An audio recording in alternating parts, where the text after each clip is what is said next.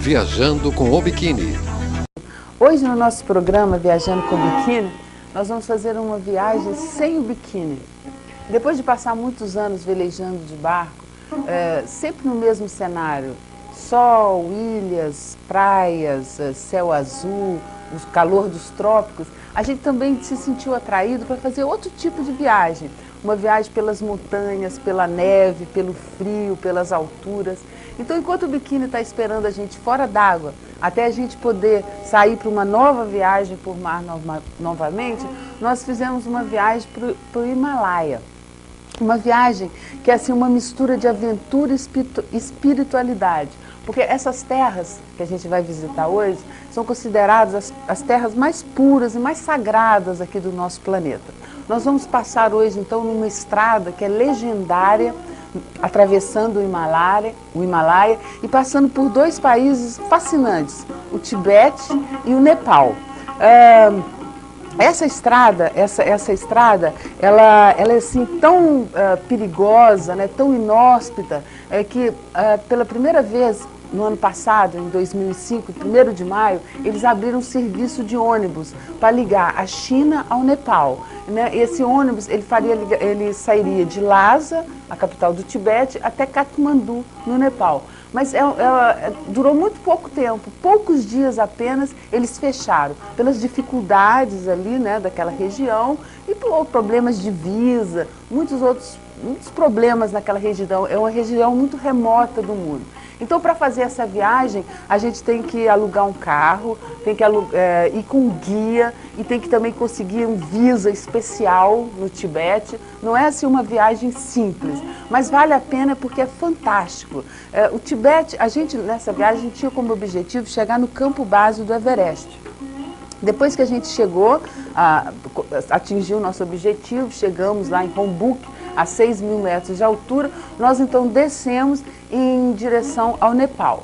Então a gente vai passar hoje nessas imagens, né, dessas terras, do platô tibetano, que é considerada, além de ser a terra mais sagrada do mundo, é também assim, muito emocionante, né, viajar por ali. Tem muita a religião, né, a gente sente no ar a religião nesses países asiáticos. E o que deu assim para notar de interessante desses dois países é que, apesar de estarem bem próximos um do outro, apesar de serem fronteiriços, o Nepal e o Tibete, eles são completamente diferentes, né? Como muitos países que a gente vê aí pelo mundo, né? Estão do lado um do outro, mas são às vezes opostos. O Tibete, por exemplo, eu acho que hoje em dia ele é o país que melhor representa no mundo o budismo. Isso por causa do Dalai Lama, quando alguns anos atrás, quando a China invadiu o Tibete, o Dalai Lama então veio para o Ocidente e tem então chamado a atenção, né, da gente, de todos os ocidentais, para os problemas que estão acontecendo no Tibete. Mas tem outros países que são assim, quase que totalmente budistas na Ásia, como a Tailândia, o Sri Lanka. Mas eu acho que hoje em dia o Tibete representa isso, o país mais budista que a gente tem aqui no nosso planeta. E o Nepal, que era para ser também um país budista, porque Buda nasceu no Nepal, né, nasceu na fronteira do Nepal com a Índia, mas apesar disso, o Nepal é muito parecido com a Índia. Lá tem mais hinduístas do que budistas. Isso porque o budismo ele é contra o sistema de castas que impera nesses países, tanto na Índia como no Nepal, que é muito cruel. Né? São mais de 60 castas que não se misturam de forma alguma. Então, por isso, no Nepal também, assim como na Índia, tem bem mais hindus do que budistas. Mas são dois países fascinantes, né? Países não, porque na verdade, apesar do Tibete ser muito diferente da China, mas oficialmente, né, o Tibete pertence à China, apesar de muita gente não concordar com isso.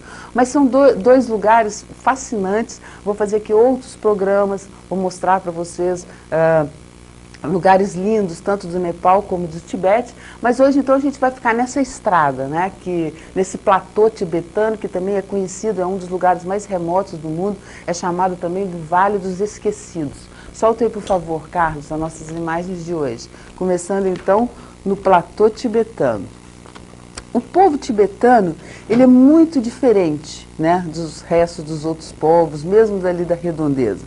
Porque eles vivem muito isolados do resto do mundo, né? É muito remota aquela região, muito inacessível por causa da cadeia de montanhas ali em volta do país. Então, o país é muito pobre, apenas 50% das crianças frequentam a escola. E tudo é difícil, né? Lá. Eles são completamente diferentes, a cultura, eles são sujos, as roupas são sujas, eles tomam banho de mês em mês. É completamente diferente da gente aqui no Ocidente. E isso também ocorre porque o Tibete ficou muitos anos fechado para o mundo, né? Agora é que começaram a receber turistas, né? Pessoas estão indo conhecer, eles estão começando a ter mais contato com essa nossa cultura. Aí a gente está vendo as últimas visões, né, do Everest. A gente vai se afastando do Everest. No meio tem esses pequenos lugarejos onde a gente pode ter mais contato então com o povo. Todo lugar que a gente chega, a primeira coisa que eles veem é pedir dinheiro. Sempre as pessoas sempre dizem, o Tibete é uma terra mística, sagrada, né? A gente chega lá, deve mudar a cabeça da gente, tão zen, mas na verdade é um choque quando a gente vê essas pessoas, né, que não pode ver um turista e já vem money, pedir dinheiro. As crianças, as únicas palavras que elas sabem falar em inglês é money. E às vezes a gente não pode nem andar na rua, agarro na perna da gente pedindo dinheiro. Aí então a gente vai estar se afastando do Everest, está indo em direção à fronteira com o Nepal. Nós vamos descendo esse vale, que é o vale considerado o vale mais lindo do mundo, né? Porque o ar aí é puro e cristalino, não tem poluição nessa zona aí. É uma geologia de mais de 100 milhões de anos. Mas apesar, né, de todas essas condições maravilhosas, ainda existe ali muitos animais em extinção, cerca de 80 espécies em extinção no Himalaia. Aí no meio da viagem a gente para descansar, para almoçar. Essa aí é a cidade de Old Gri, e ali a gente então vai comer arroz com carne de iaque, que é o animal que tem ali da redondeza, que dá a subsistência ao povo. Quando a gente vai beber, a bebida mais popular também é o chá de manteiga de iaque, que todo mundo toma no país. E aí a gente está vendo combustível usado também, é o cocô do iaque para queimar, porque ali não tem muita madeira. Ou seja, o povo tibetano, eles aproveitam tudo do iaque, né? Eles comem a carne, aproveitam a pele para fazer roupa, aproveitam os ossos, os dejetos, tudo, não sobra nada. Porque eles, numa região tão remota, eles não vivem, eles não podem depender do que vem de fora, eles têm que viver com o que tem ali em volta deles apenas. A gente então continuou, né, continuamos a nossa viagem, seguindo aí por essa estrada, encontramos então algumas tribos nômades, né?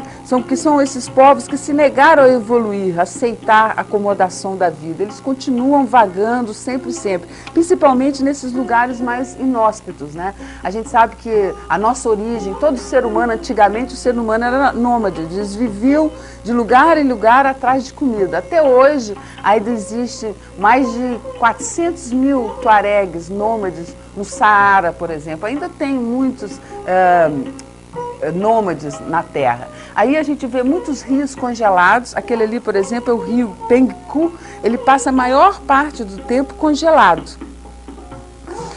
né, devido ao frio, né? Nessa época que a gente está aí já estava começando a desgelar, mas ainda estava muito frio. E essas montanhas são as montanhas mais altas do mundo. Ali em volta está o Malakaru, a Rose Peak, o Choyo Peak. Do lado aí do Tibete tem as 10 maiores montanhas do mundo, né? Todas com mais de 8.000 metros de altura, até culminando no Everest, que tem 8.848 metros de altura.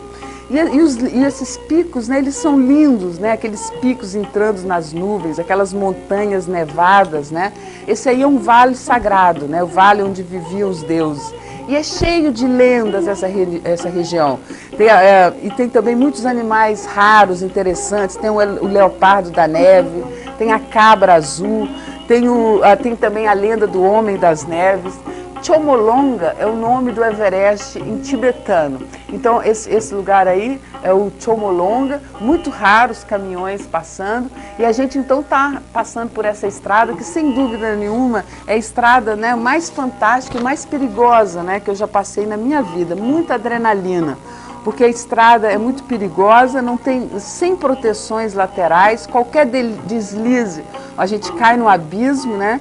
E tem alguns trechos piores, e em alguns trechos, como a gente está vendo aí, eles abrem, né, o gelo. A gente abre, corta o gelo e a gente passa na estrada no meio do gelo. E a gente, nesse carro que a gente alugou aí, era um carro bastante velho, então estava com problemas, com folga na direção. Então foi uma viagem assim, de muito sufoco. Apesar de ser um lugar maravilhoso, mas tem momentos muito tensos, né? A gente passa muito aperto. Mas no fim acaba dando tudo bem, tem certos momentos que a gente tem que parar, descer, esperar os caminhões, os outros veículos passarem. A gente ficou nessa estrada, na verdade a gente saiu de Lhasa até chegar na fronteira do Nepal, foram 4, quase 5 dias de viagem, sempre nesse mesmo sufoco. E aí então a gente chega na Chengmu, que é a última capital da China, antes de chegar no Nepal. É a cidade da fronteira entre a China e o Nepal. É uma cidade ali encravada na pedra, né, bem no morro, essa região de altura. A gente veio descendo, né, desde os 6.000 metros de altura, ali naquele lugar que a gente parou, Chomolonga, 5.050 metros de altura. E ali a gente vai descendo, mas a estrada vai formando desfiladeiros, abismos, e aí a gente chegou no Nepal. O Nepal é muito diferente, né, de tudo, do Tibete, o povo é diferente, é um povo muito simples também. Nós pegamos um ônibus para continuar descendo em direção a Katmandu, a capital do país. No Nepal, então, é um pequeno país alpino, mas com uma grande variedade étnica. São mais de 30 etnias diferentes, é a maior variedade do nosso planeta. E eles têm uma incrível herança de tradição deixada pelos ancestrais. E tem também muito turismo, né, de aventura, safaris, trekkings, raftings. O país atualmente está em guerra, mas a guerra é entre os maoístas, né? Mas a gente a guerra é mais a oeste. Porém a gente sente os requisitos da guerra por tudo. Ali a gente está vendo aquela ponte ali, ela tem 166 metros de altura. Ela foi construída numa tecnologia suíça. O pessoal faz jumping ali, pula daquela ponte. E antes, esse povo aí dessa região, antes deles construírem essa ponte, eles tinham que andar 5 horas para atravessar esse rio. Quer dizer que além de ter sido bom para o turismo, isso aí também ajuda bastante a vida ali dos locais. E quando a gente está viajando pelas estradas do Nepal, sempre, assim, vamos dizer, de 30 em 30 quilômetros, o ônibus para, todo mundo desce, e aí a polícia vem, revisa os passaportes, pede documento a todo mundo, faz um controle, né, das pessoas que estão ali. Porque um país em guerra é assim, apesar da guerra estar mais longe, mas as metralhadoras, a polícia, a gente sente por todos os lados. O Nepal, então, é esse pequeno país de 23 milhões de pessoas, mas que está entre dois gigantes, né? Ele está entre a China e entre a Índia. E tem uma beleza muito especial, né? E também uma grande diversidade. Templos, monastérios, montanhas. Todo o Nepal acredita na religião. E lá, como as religiões mais populares são 2 religiões politeístas de muitos deuses, né? Tanto a hindu como o budismo, em consequência disso, os deuses eles estão em todos os lugares, esculpidos em pedra, madeira, metal, alguns apagados pelo tempo. E os nepaleses, eles são pessoas assim tão simples, eles não precisam de muita coisa para ser felizes, né? Eles acham que eles vivem numa terra maravilhosa e que a felicidade é um sentimento interior. Eu acho que o nosso tempo está dando hoje. Chega de imagem por hoje, eu vou continuar falando outro dia para vocês do Nepal, vou mostrar Katmandu, os templos hindus mais famosos estão em Katmandu, uma viagem incrível que vocês não podem perder.